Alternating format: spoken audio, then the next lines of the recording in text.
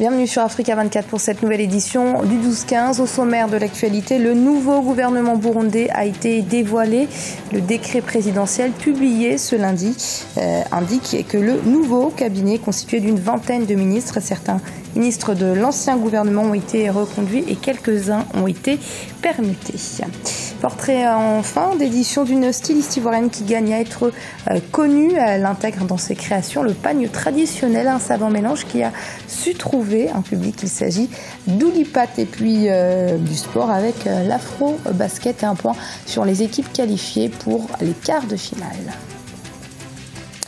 Mais tout d'abord, malgré l'accord de paix paraphé par les parties adverses, la situation au nord du Mali reste tendue. Des groupes armés pro-gouvernementaux ont en effet pris le contrôle de la ville d'Anéfis. La médiation internationale a donc proposé un plan de sortie de crise selon lequel ces mêmes groupes doivent déposer les armes afin que la MINUSMA prenne le contrôle de la localité. Les autorités maliennes ont tout de suite validé ce plan. On attend toujours la réponse des forces armées pro-gouvernementales. Un nouveau gouvernement vient d'être formé au Burundi. Il a été dévoilé dans la soirée du lundi 24 août.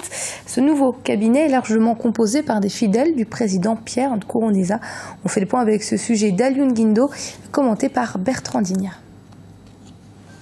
Le président Pierre Nkurunziza a dévoilé la composition de son nouveau gouvernement. Les 20 membres de ce nouveau cabinet ont prêté serment mardi 25 août au matin au palais des congrès de Kigobe à Bujumbura, capitale burundaise. Et l'équipe gouvernementale largement remaniée se compose essentiellement de membres du CNDD-FDD, le parti au pouvoir. Le nouveau gouvernement est en quelque sorte une continuité parce qu'on trouve les poids lourds de l'ancien gouvernement, surtout du CNDD-FDD. Et puis on retrouve aussi les gens du FNL de Rwasa. Ce n'est pas un changement pour évoluer vers la résolution de la crise, c'est plutôt un statu quo dans la crise et il n'y aura pas de changement lié à ce gouvernement. Le remaniement est marqué par le retour au ministère de la Sécurité publique d'Alain-Guillaume Bugnoni. Le commissaire Bugnoni fut de 2005 à 2007 le premier directeur de la nouvelle police burundaise post-guerre civile, ainsi que d'Aimé Laurentine Kanyana, une juge de la Cour constitutionnelle qui a autorisé le président Nkurunziza à briguer un troisième mandat. Comme les choses n'ont pas été faites dans les règles, on se retrouve avec un gouvernement sans aucune légitimité juridique, contesté socialement et isolé au niveau international. Donc on n'est pas dans un départ, on est dans un retour en arrière et avec un risque important d'insécurité parce qu'on est face à un gouvernement qui produit de l'insécurité parce qu'on a plus de 200 000 réfugiés maintenant au niveau de la région et des tensions avec certains pays de la région aussi. On est dans un vide qui est porteur de beaucoup d'angoisse. Le gouvernement d'union nationale qu'avait promis le président Pierre Nkurunziza lors de son discours d'investiture le jeudi 20 août ne comprend que 5 personnalités issues des rangs du principal parti d'opposition au Burundi, le Parti des Forces Nationales de Libération, dirigé par Agathon Rwasa, leader historique des FNL, devenu vice-président de l'Assemblée nationale. Dans le reste de l'actualité, le Burkina Faso n'a pas tenu compte de la décision rendue par la Cour de justice de la CEDEAO, puisque 42 candidats, tous proches de l'ancien président Blaise Compaoré, ont été déclarés inéligibles conformément au nouveau code électoral adopté par le Conseil national de transition. Un code qui avait fait polémique. Rappelons-le, les partisans de l'ancien parti au pouvoir avaient d'ailleurs attaqué ce code devant la Cour de justice de la CEDEAO.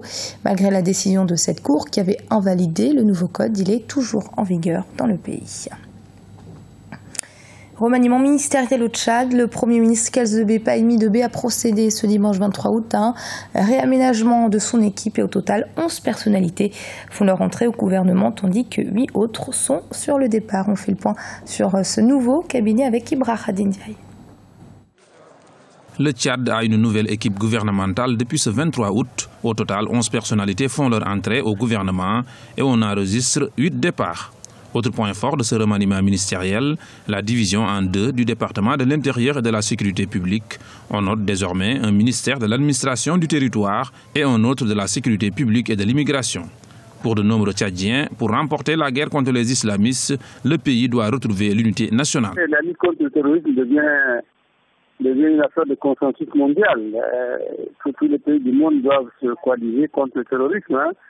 Et comme je l'ai dit une fois dans une de mes déclarations, l'armée tchadienne a beau avoir, a beau avoir l'armée la plus équipée, la plus nombreuse ou la plus guerrière d'Afrique, elle ne peut pas venir à bout du terrorisme tant qu'il n'y a pas un consensus national. Si les Tchadiens eux-mêmes ne sont pas unis, aucune armée au monde ne peut battre Boko Haram. Donc la grande guerre, c'est d'abord l'unité nationale, le consensus national contre le terrorisme. Un remaniement axé essentiellement sur la sécurité, la lutte contre Boko Haram est en effet une priorité des autorités tchadiennes. Le Tchad est un tournant par rapport à son engagement dans la force multinationale africaine qui va lutter contre Boko Haram. D'abord au niveau du budget de la nation et puis du réfèrement pour essayer de faire que y ait un gouvernement, j'allais dire, de combat, décidé à aller jusqu'au bout justement de cette lutte contre Boko Haram. Ça c'est un. Deux, on sait que le président tchadien, après justement sa rencontre avec ses homologues des pays du front, a besoin effectivement d'avoir, j'allais dire, un peu plus les coudées franches pour pouvoir mener jusqu'au bout ce combat contre Boko Haram. Le Tchad fait face depuis son engagement dans la lutte contre le terrorisme aux attentats des islamistes de Boko Haram. La secte islamiste a mené plusieurs attentats suicides en juin et juillet dans la capitale N'Djamena, attentats qui ont fait une 50aine de victimes et plusieurs blessés. La mode en Côte d'Ivoire est marquée par de grands noms comme Patheo, Angibel ou encore Michel Yakis pour ne citer que. À côté de ces stylistes renommés mondiales existe un grand nombre de jeunes créateurs. Partons à la découverte de l'une d'entre elles. Il s'agit d'Oulipat. Reportage de notre correspondant Olivier Conan. Valoriser le pagne traditionnel oué, c'est l'objectif de la styliste Oulipat. Dans son atelier à Makouri Ramblay à Abidjan, le pagne traditionnel oué fait partie des tissus qui passent entre les mains des couturiers. Fabriqués par des tisserands à partir de balles de coton, sur des métiers à tisser rudimentaires, les pagnes tissées n'étaient pas souvent utilisés par les créateurs de mode, car réputés trop lourds et pas faciles à manipuler. Une idée reçue que la jeune styliste s'efforce de changer avec ce modèle. Derrière la démarche artistique se trouve une conviction forte, donner une image positive de l'ouest de la Côte d'Ivoire. Cette région a été en effet le théâtre des affrontements les plus violents pendant la guerre civile qu'a connue le pays. C'était un moyen de montrer qu'à l'Ouest, il n'y avait pas que la crise seulement, c'est vrai. Il fallait vraiment montrer des belles choses comme nous avons le pain tissé qui fait vraiment la fierté de l'Ouest de la Côte d'Ivoire. Il y a la cascade, il y a vraiment des belles choses à voir. Et pour moi, c'était vraiment important de pouvoir valoriser ce pain tissé. On peut vraiment le porter, que ce soit un mélange de lin, un mélange de satin, pour une chemise colombienne. Vraiment, c'est des choses faciles à porter et tout le monde vraiment se retrouve là-dedans. La vision de Oulipat est de contribuer à développer l'activité des enfants victimes de la crise qui sont aujourd'hui devenus des tisserands. Ils lui fournissent la matière première pour alimenter sa création. Leur abnégation lui sert de réconfort pour traverser les difficultés du métier de créateur. La réussite est le fruit de la passion et du travail. C'est vraiment pas facile, mais il faut avoir l'amour du métier. Et c'est surtout ça qui nous donne la force d'avancer.